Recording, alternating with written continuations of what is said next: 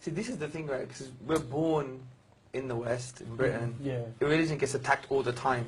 You have Richard Dawkins. You've heard of Richard Dawkins, yeah? Yeah. Yeah, I call him Richard Dawkins, yeah? He's a bit of a crazy guy trying to, like, attack religions and blame everything on religions and stuff, and there's no proof for God. Yeah.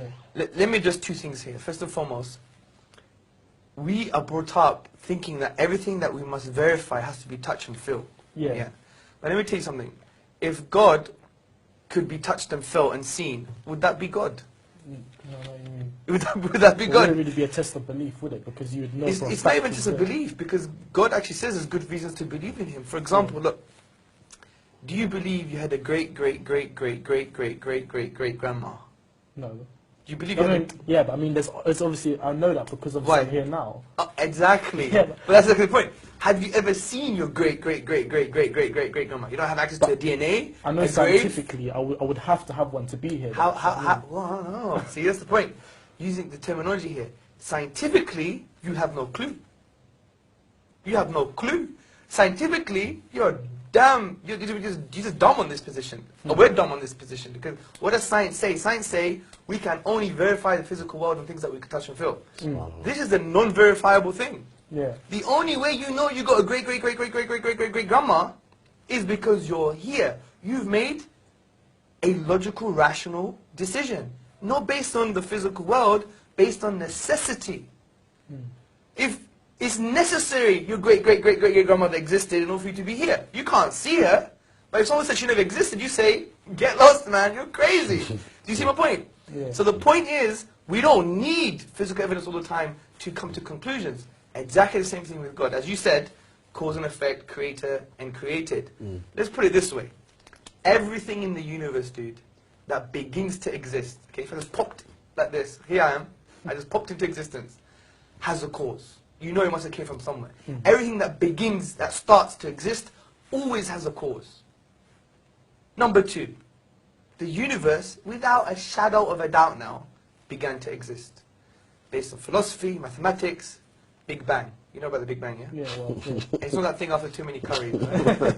Yeah, the Big Bang, okay? So from all this, we know the universe began to exist. So what logically follows? Therefore, the universe has a cause. So we just say, right, without a doubt, we know the universe has a cause. What is the nature of this cause? Well, if you create the universe, it can't be part of the universe. Because if it's part of the universe, then that would mean the universe existed and didn't exist at the same time. Madness. Does that make sense? No. That's just crazy. Madness. Can Abu Bakr exist and not exist at the same time? Don't make no Although sense. we may want him not to exist. Because he talks a lot, yeah. Yeah, I'm kidding. So there's that. It must be one. Because the knocking on the door, we don't assume there's Manchester United football team behind the door, right? We say it's one person, isn't it? Yeah? It's the most logical explanation. We know it must be all powerful. It didn't create the grain of sand, it created the whole universe, right? Yeah.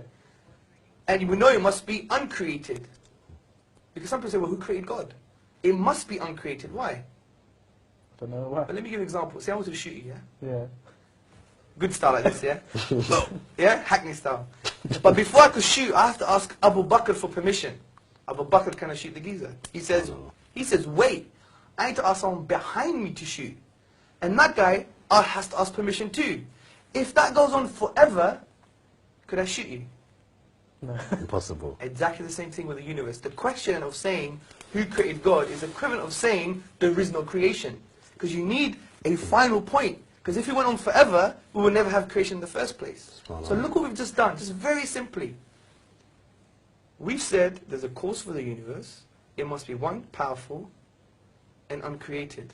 This is exactly what the Quran says. قُلْ هُوَ اللَّهُ أَحَدٌ اللَّهُ الصَّمَدُ لَمْ يَلِدْ وَلَمْ يُولَدْ وَلَمْ يَكُنْ لَهُ كُفُوًا أَحَدٌ. Say God is one, unique, eternal, self-sufficient. He begets not, nor was he begotten. He's uncreated. And there is nothing like him. He's immaterial. He's outside of the universe. Yeah. So just using our aql in Islam is our intellect. Reflection, as the Quran always tells us to reflect. He uses the word يَتَفَكَّرُونَ, for those who reflect. Because the Quran is for reflecting human beings. So when we come to the conclusion that there must be a God, for me, I think that's irrefutable evidence there.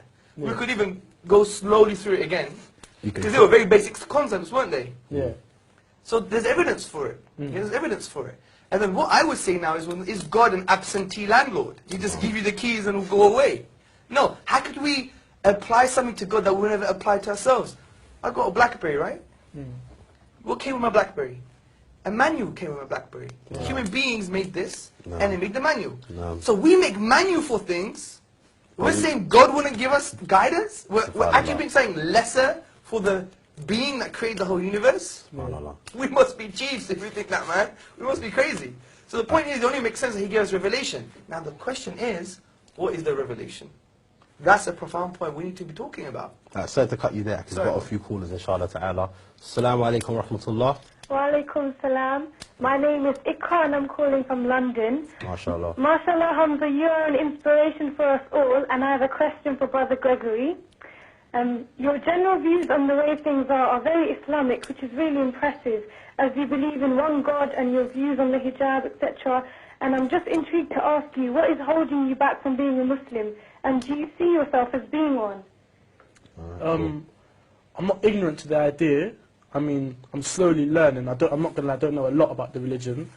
I wouldn't say 100% I feel that I'm gonna convert, but even though, like, for example, he's given me very good evidence to suggest there's a God. But sometimes you have to believe something 100%. To be sure, man. Me, I'm quite doubtful about anything. I'm so indecisive about anything. I'm going to shop, I don't know what to buy. So for me, maybe more than the average person, it might take a bit longer to be 100% sure of what path I want to take. I mean, I understand that obviously you shouldn't really take long. Death is promised to every man at the end of the day. Do you know what I mean? So obviously I want to try and find the right path as quick as possible. I mean, that's what I'm trying to do. I'm young, I'm just trying to learn and, you know, hopefully find the right path, really.